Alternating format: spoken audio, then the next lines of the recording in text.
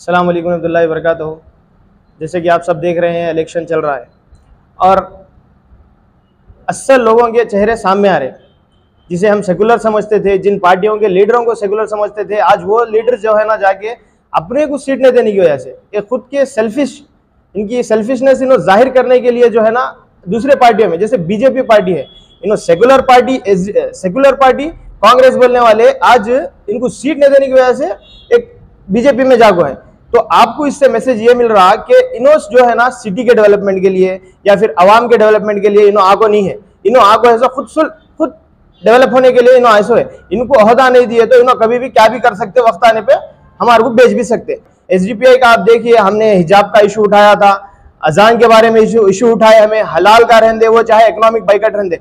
जो हमारे कौम के मुसलमान छोटा बिजनेस करने वाले लोग, जिनके घर में 4-5 लोग पल रहे, जैसे जलेबी डालने वाले लोग, ऐसे लोगों को मंदिरों के पास बिजनेस तक करने नहीं दिया गया। उसके बावजूद भी ये जो कांग्रेस के पार्टी के एक हमारे बहुत बड़ा तबका है कांग्रेस पार्टी में, मुसलमानों की लीडरशिप है, वो उतर रहने के बावजूद भी वो लोग हमारे इसमें आके काम नहीं किए। अगर वो उतर के असेंबली के पास ठहकर इन शो पे अपना शर्ट उतार कर एहतजाज करते थे तो हमारा हक हमारे को मिलकर रहता था।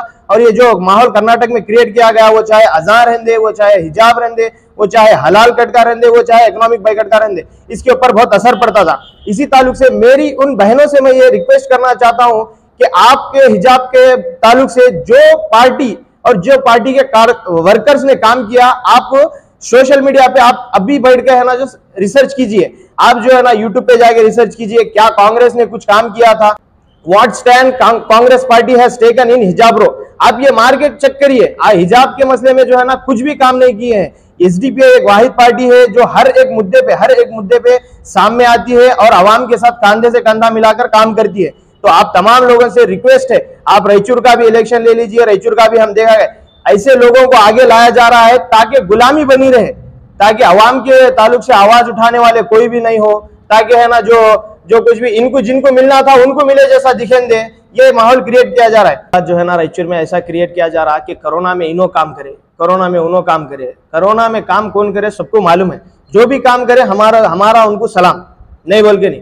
लेकिन हमारा एसडीपीआई का आप देखिए, ना एक काउंसलर है रायचूर में, ना एमएलए, ना कुछ भी है। इसके बावजूद भी हमने 1200 से ज्यादा है ना लोगों को राशन किट प्रोवाइड किए थे और 100 से ज्यादा लोगों को जो है ना दफनाए थे ले जाके। ये दफनाने का मसला एक ऐसा था कि बाप बेटे को जिस वक्त हाथ नहीं लगा रहा था उस वक्त हमने लोगों ने जाके दफनाया था।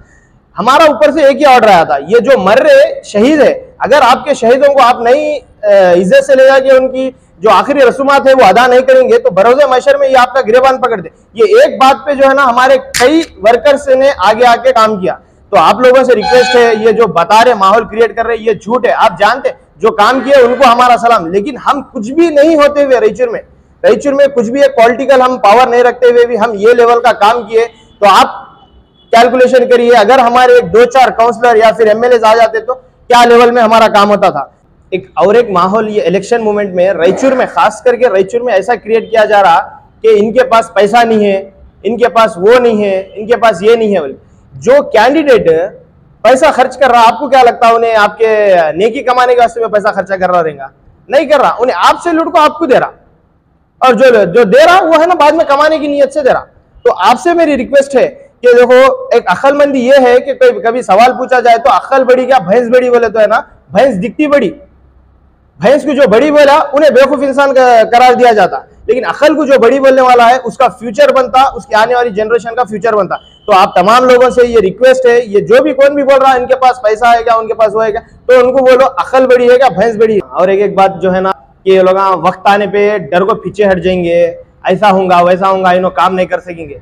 तो मैं उन लोगों को बता रहा हूँ जो बेवकूफ बना रहे अवाम को, world's richest organisation, world's strongest organisation, world's largest organisation, ये 3 खिताब आरएसएस को दिए गए हैं, जो सबसे स्ट्रांग, जो सबसे लार्ज है और जो सबसे ज्यादा पैसे वाली है आरएसएस। वो आरएसएस से हम डर रहे नहीं, उसको ईंट का जवाब पत्थर से दे रहे। तो हमारी नजरों में आप मच्छर और मक्खी से ज्यादा अहमियत नहीं रखते, ये हमारे को मालूम है और आवाम भी बेहतर जानती। एसडीपीआई है ना हर वो इश्यू पे काम करी जो इश्यू पे एक बड़े बड़े अहदेदार भी पीछे हट रहे थे काम करने के लिए।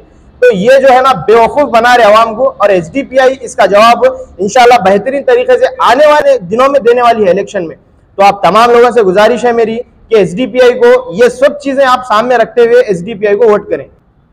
ये तमाम चीजें आप अगर एसडीपीआई का आज साथ देंगे तो इंशाल्लाह हमारे आने वाले फ्यूचर के लिए, हमारी जनरेशन के लिए एक बेहतरीन फ्यूचर बनेगा, ये हम आपसे वादा करते हैं।